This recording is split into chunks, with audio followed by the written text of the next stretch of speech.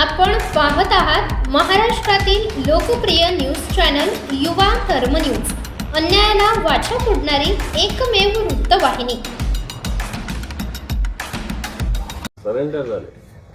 आम्हाला सरकारच्या या सगळ्या भूमिकेविषयी हे साशंकता निर्माण झाली। जो पब्लिक राय मला वाटतं हा ओसरला की आरोपींना रिलीज करायचं, अशा पद्धतीनं भूमिका काही प्रकरणात सरकारने मागच्या काळात घेतलेली तशीच भूमिका या प्रकरणात आहे की काय, अशा प्रकारची शंका निश्चित सगळ्यांच्या मनात आहे।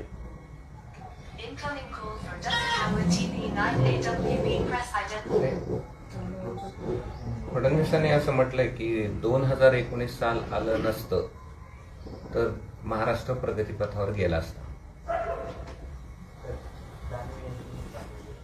मला असं वाटतं मागच्या 2.5 वर्षात यांचं सरकार आहे,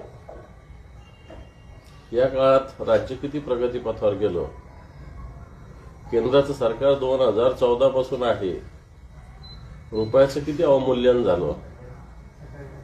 या सगळ्या गोष्टी जर समोर आल्या तर फडणवीसांना उत्तर मला असं वाटतं चांगल्या पद्धतीनं भेटेल, कारण हे सरकार नुसतं घोषणाबाजीत गुंतलेलं आहे।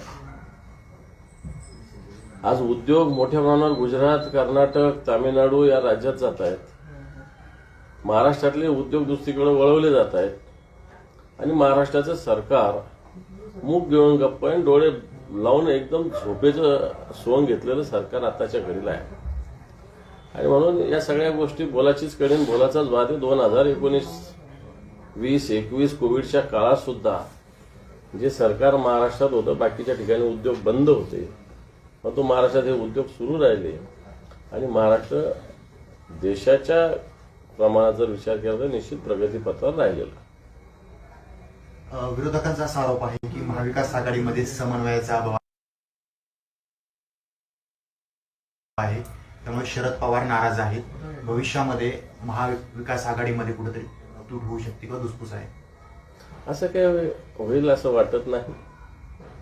समन्वयाचा अभाव असायचं काही कारण नाही, कारण पराभवानंतर काही वेळ शांत बसलं पाहिजे ना। लगेच पराभवाच्या दुसऱ्या दिवशी ठीक आहे, जय पराजय हे सगळे ठीक आहे, पराजय मोठा जरी झाला असला तरी हळूहळू जसं जसा काळ जाईल तसं याच्यातून सगळे सावरलं जाऊन महाविकास आघाडी ताकदीने येणार काळात कामाला लागेल असं ओव्हरऑल दिसतंय। विजय वडेट्टीवार आणि अमोल कोल्हे यांचं एक वक्तव्य जे आहे ते आपल्या नगरसेवकांना कुठेतरी टोचतंय, कारण वडेट्टीवार असं म्हटलं की जागा वाटपाचा घोळाचा आम्हाला फटका बसलाय, त्यामुळे आमचा विधानसभेच्या निवडणुकीत हा फटका न सहण्यासारखा आहे। 20 दिवस जागा वाटपाचा घोळ ठेवला होता आणि 2 दिवसात आम्ही हा विषय मिटवला। याला जोडूनच असंही ते म्हणाले की बैठकीत वेळ वाया घातला होता।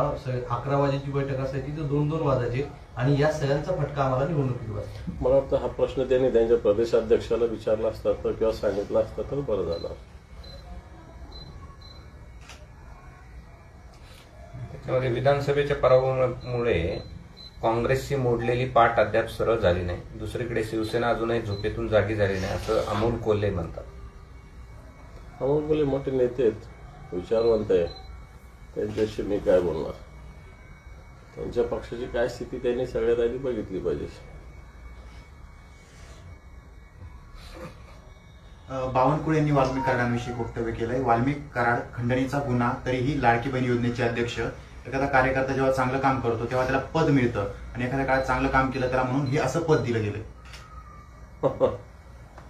चांगलंय। मलाच वाटतं त्या बीड आणि पळीतले सगळे मागच्या 2-4 वर्षातले गुन्हे काढले ना, कोणाचा अपघातात मृत्यू झाला, पाय घसरून पडले, असे सगळे मृत्यू जर काढले ना तर मला वाटतं कोण किती चांगले कार्यकर्ते सगळं समजून येईल। तशी फक्त इन्क्वायरी करायची हिंमत सरकारने दाखवली पाहिजे।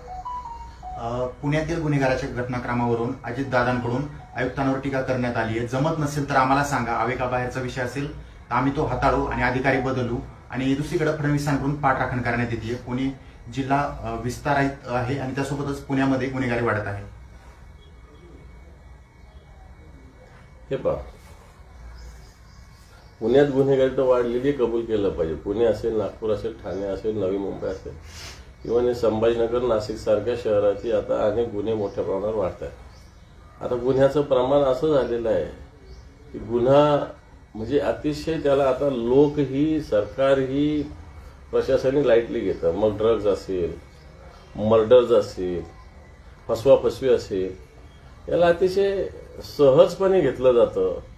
भावना मेल्यासारखी स्थिती आत्ताच्या घडीला घडलेली आहे. गुन्हा घडल्यावरही कोणालाही काही या टस का मस होत नाही अशा प्रकारची स्थिती झालेली आहे. आणि मला वाटतं पुण्याच्या स्थितीतून हे दिसत असताना एकीकडे मुख्यमंत्र्यांची भूमिका वेगळी, उपमुख्यमंत्र्यांची भूमिका वेगळी, सरकारने आपसात समन्वय साधला पाहिजे.